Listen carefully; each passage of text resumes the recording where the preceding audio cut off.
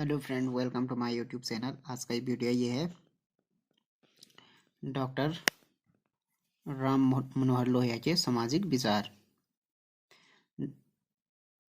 Doctor Lohia ने भारतीय सामाजिक व्यवस्था पर प्रहार किया। उन्होंने धर्म को ईश्वर तथा आत्मा के साथ न जोड़कर मानव प्राणियों के कल्याण तथा लौकिक समृद्धि के साथ जोड़ा। तो डॉक्टर राम मनोहर लोहिया ने क्या भारतीय सामाजिक व्यवस्था पर प्रहार किया। उन्होंने जो रिलीजन था उसको ईश्वर और आत्मा से न जोड़कर मानव प्राणियों के कल्याण और लौकिक समृद्धि के साथ जोड़ा।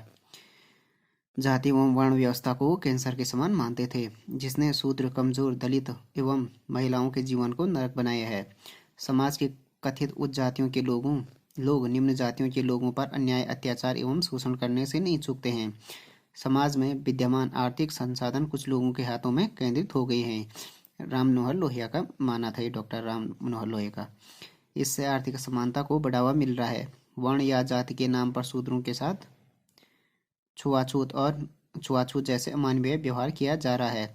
इसके कारण समाज विखंडित नजर आ रहा है। अथवा लोहिया ने जाति एवं वर्णवाद के निवारण की पहल की और शूद्रों के उत्थान की आवश्यकता पर बल दिया। उनके जो राजनीतिक विचार हैं उनको निम्नलिखित शीर्षकों में देखा जा सकता है।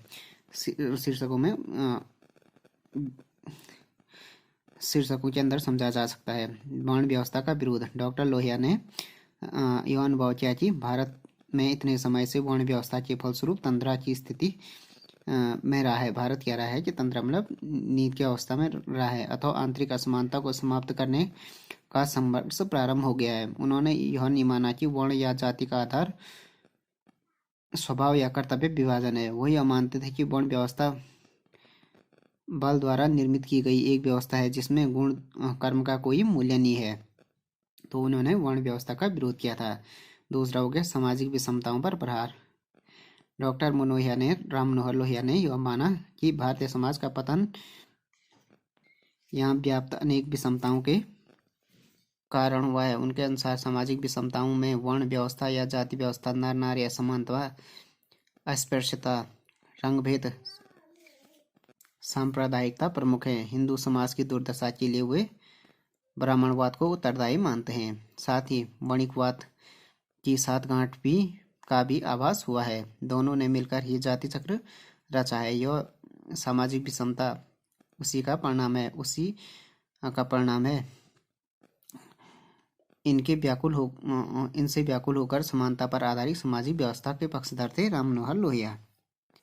सामाजिक प्रतिष्ठा का आधार कर्म होना चाहिए, न कि जन्म। तो डॉक्टर राम मनोहर लोहिया का यह मानना था कि जो सामाजिक प्रतिष्ठा का आधार होना चाहिए वो होना चाहिए कर्म में, काम के आधार पर, न कि जन्म के आधार पर। तो उनका ये मानना था कि सामाजिक प्रतिष्ठा का आधार कर्म होना चाहिए, न कि जन्म। जन्म के आधार पर ब्राह्मण,